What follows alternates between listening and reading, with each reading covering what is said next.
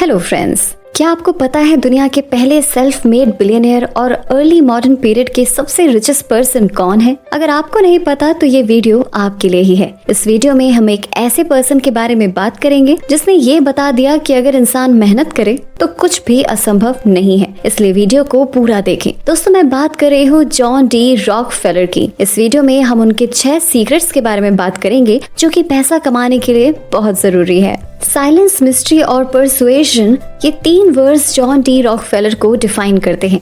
Rockefeller एक American industrialist, philanthropist, standard oil company के founder और दुनिया के सबसे पहले बिलियनियर थे। साथ ही अगर राजा महाराजाओं को छोड़ दें तो वो अभी तक के सबसे रिचेस्ट पर्सन हैं। इनसे ज्यादा पैसा आज तक भी कोई कमा नहीं पाया है। जैसे आप लोगों ने जेफ बेजोस का नाम सुना होगा, जॉन डी रॉकफेलर की नेटवर्थ उनसे भी दुगनी थी। रॉकफेलर ने अपने टाइम पर ऑयल इंडस्ट्री को पूरी तरह से डोमिनेट किया, जबकि उनका जन्म एक मिडिल क्लास फैमिली में 1839 में हुआ था और वो 6 बच्चों में सबसे बड़े थे और उनके फादर एक ट्रैवलिंग मर्चेंट और माँ हाउसवाइफ थी। दोस्तों, जॉन को उनका कॉलेज भी ड्रॉप करना पड़ा था ताकि वो अपनी फैमिली को फाइनेंशियली हेल्प कर सके। रॉकफेलर जब क्लीवलैंड, ओहायो शिफ्ट हुए तब उन्होंने एक छोटा प्रोड्यूस ब्रोकरेज का बिजनेस स्टार्ट किया। उसी टाइम उन्हें पेंसिल्वेनिया में ऑयल प्रोडक्शन का कमर्शियल पोटेंशियल बढ़ता हुआ दिखाई दिया। तब उन्होंने अपनी पहली ऑयल रिफाइनरी क्लीवलैंड में सेटअप की। 2 साल के अंदर वो उस एरिया की सबसे बड़ी रिफाइनरी बन चुकी थी। उसके बाद से जॉन ने खुद को पूरी तरह ऑयल बिजनेस में डिवोट कर दिया। कुछ ही सालों में उन्होंने और उनके एसोसिएट्स ने एक ग्रुप बनाया जिसमें अमेरिकन फाइनेंशियर्स भी थे।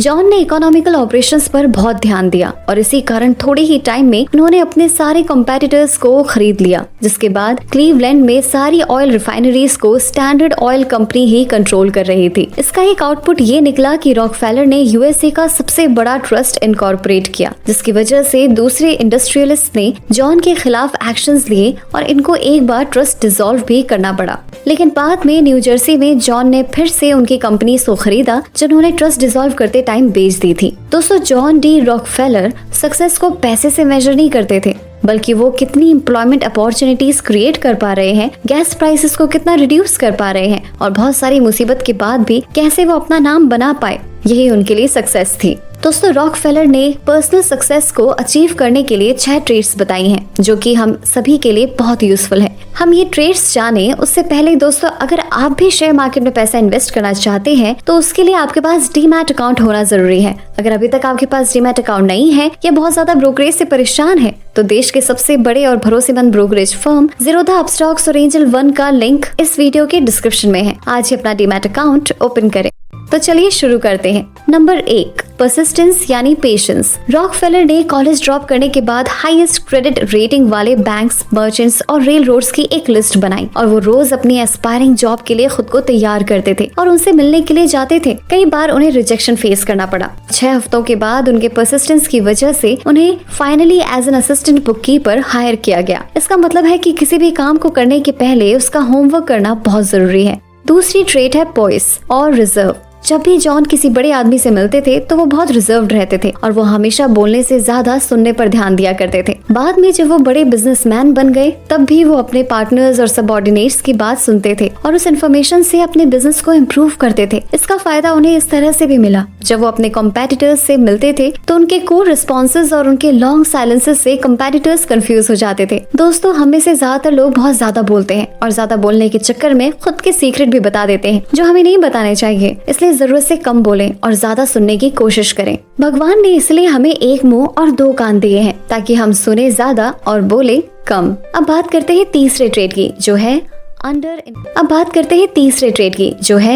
Under inflated ego. दोस्तों, रॉकफेलर हमेशा ही पोलाइट रहते थे। जैसे जैसे उनकी वेल्थ बढ़ रही थी वो सक्सेसफुल बनते जा रहे थे और सक्सेसफुल होने के साथ वो और भी ज्यादा मॉडेस्ट होते गए। वो रेगुलरली अपनी ऑयल फील्ड्स पर जाकर सुपरवाइजर से फॉलो अप लेते थे और ये भी पूछते थे कि कैसे वो कंपनी को इम्प्रूव कर सकते हैं। दोस्तों, वो किसी आइडिया या ओपिनियन को लाइटली नहीं लेते थे। वो नोट्स बनाते थे और उनको कैसे इम्प्लीमेंट किया जा सकता है उसके लिए पूरी तरह से कोशिश करते थे। वो बोर्ड रूम में हेड की चेयर पर भी नहीं बैठते थे। सिर्फ खुद का ही ओपिनियन नहीं बल्कि सबके ओपिनियंस को सुनना पसंद करते थे। साथ ही कंपनी के मेंबर्स को फैमिली जैसे ट्रीट करते थे। दोस्तों, अगर किसी के पास थोड़ा सा पैसा आ जाता है तो वो ज्यादा घमंडी हो जाता है और ये घमंड ही उसे ले डूबता है। हमेशा पोलाइट बने रहें और लोगों की बातों को ध्यान से सुने। चौथा ट्रेट है पर्पस बियॉन्ड वेल। जॉन के लिए सिर्फ पैसा कमाना ही ड्राइविंग फोर्स नहीं था, वो पैसा कमाना चाहते थे पर उन्हें काम करने में ज्यादा मजा आता था। रॉकफेलर विजन ओरिएंटेड पर्सन थे, उन्हें लॉन्ग टर्म सक्सेस के लिए काम करना था, न कि छोटे और इंस्टेंट वेल्थ कमाने के लिए। वो एक ऐसी कंपनी बनाना चाहते थे जिससे उनकी कंट्री की इकोनॉमिक ग्रोथ भी हो सके। जब कंपनी सक्सेसफुल हुई और प्रॉफिट जनरेट करने लग गई, तब रॉकफेलर ने बहुत सा पैसा चैरिटीज में दिया। ये सिर्फ उन्होंने तब नहीं किया जब कंपनी स्टैब्लिश हो गई, ये उन्होंने तब से करना स्टार्ट किया था जब उनकी पहली बुक कीपिंग वाली जॉब लगी थी। तब वो अपनी इनकम का 6% डोनेशन में देते थे और जब वो 20 के हुए तब 10% देने लगे। ये कॉन्सेप्ट उन्हें उनकी माँ से मिला था। लाइफ में चाहे कैसी भी कंडीशन रही हो, वो डोनेट जरूर करते थे। और जब रॉकफेलर का अंतिम समय नजदीक था, तब तक उन्होंने अप्रोक्सीमेटली $540 मिलियन डोनेट कर दिए थे। दोस्तों, जो चीज हम देते हैं वो ही हमें रिटर्न में मिलती है, इसलिए दुनिया के अमीर लोग बहुत सा डोनेशन देते हैं और ज्यादा अमीर बनते जाते हैं। दोस्तों, रॉकफेलर बहुत ही डिटेल ओरिएंटेड पर्सन थे और यही था उनका 5th ट्रेट। वो हमेशा पंक्चुअल रहते थे, वो एक स्ट्रिक्ट शेड्यूल फॉलो करते थे, वो बहुत एफिशिएंटली काम करते थे, टाइम वेस्ट नहीं करते थे, साथ ही छोटे से छोटा काम भी बहुत ही ध्यान से करते थे और इसके कारण उन्होंने बहुत पैसा बचा भी लिया। दोस्तों, अब बात करते हैं 6th ट्रेट की, जो है फ्रूगल बिहेवियर। रॉकफेलर चाहते तो लग्जूरियस लाइफ जी सकते थे, पर उन्होंने ये चूज नहीं करा। वो स्ट्रिक्ट बजट में ही रहना पसंद करते थे, वो सिंपल लाइफस्टाइल को फॉलो करना पसंद करते थे। उन्होंने अपने बच्चों और ग्रैंड चिल्ड्रन को भी इन्हीं प्रिंसिपल्स के साथ बड़ा किया। उनको भी यही सिखाया कि कैसे वो फालतू खर्चे ना करके सेविंग करके ऐसे लोगों की मदद कर सकते हैं जिन्हें सही में फाइनेंशियल हेल्प की जरूरत होती है।